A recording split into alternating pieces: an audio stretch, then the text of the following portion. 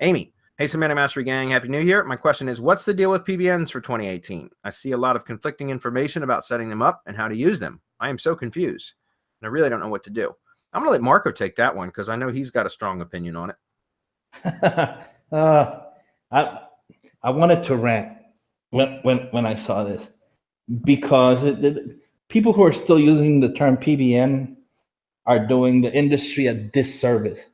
There's no such thing as a PBN anymore. Name me the last private blog network that you got into, you got some links, and it actually did something for your rankings. And I mean truly private, because the moment that they advertise, it's no longer private. I mean that's an oxymoron, private blog network, but you advertise, right? You go out into you do it in Google, and Google's looking for you. And so what's going on now is that PBNs, or whatever it is that you want to call them, I don't know what we're going to call them. What it's become, it's a link network, and you can do your own link network, but it takes a lot of time and effort. You can't just go the way that you used to get an expired domain and then just bring it back, put a link in there, and link to your website, and that's it. It was fine.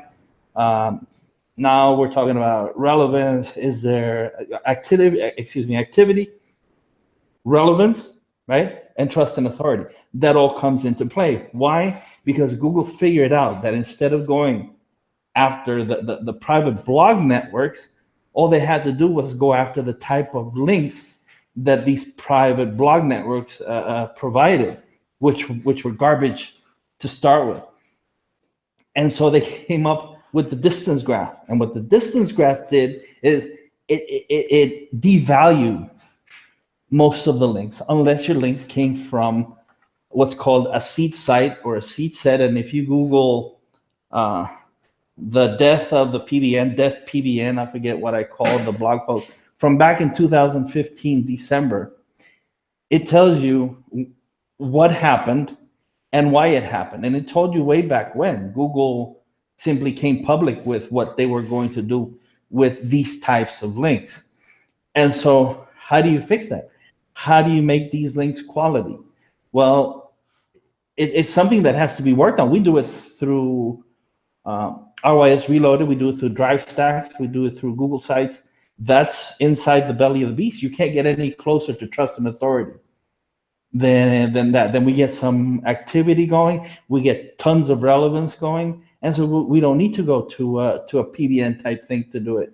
We could call it satellites, because we do use Peter Drew's G-Site builder to push relevance to something that may be a little bit difficult to push up, right? Maybe we have a keyword, we'll build a page for it, we'll push extra relevance. It might just take an extra folder inside the main drive folder for that keyword, an extra page, an extra push press. I mean, it's so many things where press releases have quality links that you can use. There's so many places where you can grab quality links.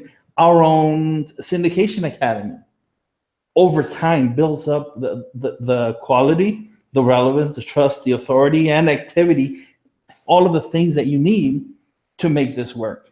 And so I get upset when I see people still using the term PBN. And even in one of the bigger Facebook groups that still push PBNs, the person who started the group came out and said that PBNs were no longer working the way that they used to. You have to do them differently. But he's still calling them PBNs, and I don't understand why, because they're not PBNs. I mean, that's my take on it. If you guys have another take on it, or if you can expound on what I said, you're more than welcome. But to me, the upsetting thing is that in 2018, we're still calling them PBNs, and that's a disservice to the community. Yeah. Yeah, they are still, I mean, they can still be effective. Part of the reason I stopped using them was because the requirements to hide your footprint, it became more and more difficult. Like really, with that to do it correctly, finding hosting that was decent, that was affordable, hiding all the footprint issues for name servers and SOA records and who is data, and then you have to have unique IPs and different themes and different types of site installs, and like all this shit that goes into it is just, it continued to get more and more difficult. More and more stuff was added for PBN in order for them to be set up correctly to where they were safe and would last, would have some longevity and still be effective. Right. Like another one of the things about PBNs, those types of sites, is that they need to be built out to look like real sites. Right.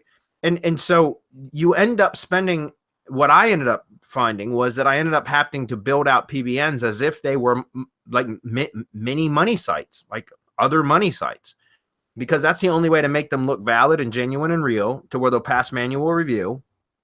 And what makes PBN so much more effective is if you can get them to rank and to actually generate real traffic, right? That in itself will supercharge a PBN. But in order to do that, you have to treat the site like a money site. And to me, it just was so much work to try to build little mini money sites, so to speak, to push, to build links in order to the money site that I ultimately want to target. It's just a lot of work. And so that's part of the reason why I stopped doing it. However, there might be some solutions out there that are still valid, that work. And, maybe your friends at Semantic Mastery are working on developing something to do that. Well, I would say that's a definite possibility that we will come up with something, but it will not be a PBN. No, There's no such PBN. thing That's right. as a PBN, guys. There is no such thing. I don't give a fuck who's saying it. There's no PBN. Yep. One last thing I want to mention about that before we move on, we still got about 10 minutes, is interestingly, some of the people I talk to that still use PBNs quite a bit, actually, that is the process or the method that I was just talking about, is what they do. And that is, they treat them almost as if they're mini money sites. They work on making sure that the design is nice, that the content is quality, that it ranks, that there are offers and things that can be monetized on the actual PBN site, so that the site itself ends up generating revenue. It's not just a site that was built for the sole intent of ranking another site. It's a site that actually generates traffic and actually generates revenue. They'll put AdSense on it, or they'll put affiliate offers, or they'll put banner ads. So, so that they can get paid for clicks, that kind of stuff. There's all different kinds of things that you can do to monetize affiliate site, or PBN style sites. Okay. And that's one of the things that the people that are still using them, that's what they're doing, right? That's what, at least the people that I've talked to, they're creating like these little mini money sites that they're monetizing, they're ranking, they're getting traffic to them. And all of those are signals that help to elevate or increase the power of that site. It makes it more valid, right? More powerful. So anything that it links to becomes it's a much stronger link, because what Marco says, ART, it has all of those characteristics of a real site. Go ahead, Marco. So what they work on is activity, relevance, trust, and authority, which changes the link from a garbage link to a link that's considered part of a seed site or a seed set. And again, go read the blog post. I know it's from 2015. It's over 2 years old, but it's relevant today because it's explaining what's happening. And I explained it back in 2015. So 2 years ago, guys, this was done. This was, you were warned that it was happening. I know a lot of you guys are new and you're not up on it. If you're not, I'll go find it for you and post the link so that you can go read it. But it's a good read. Awesome. Adrian, one more question about Lead Gadget. He says, you said you would be doing a course on teaching VAs to build with Lead Gadget. How's that going? Well, that was done. I created training for virtual assistants. I trained 2 VAs that's all they were doing full time, was building sites. So, but I never released that. It was proprietary training. In other words, it was specific to the projects that we were working on. So I did not make a more generic version of it. And I am no longer associated with those guys. Like, I'm not part of that business anymore. So obviously I'm not going to create training for it now, Adrian. Okay. At the time, I was associated with them, and I did develop it, but it was never turned into an actual training product that you could use, because it wasn't white labeled, so to speak, or whitewashed, if that makes sense. It was still all the projects I was working on.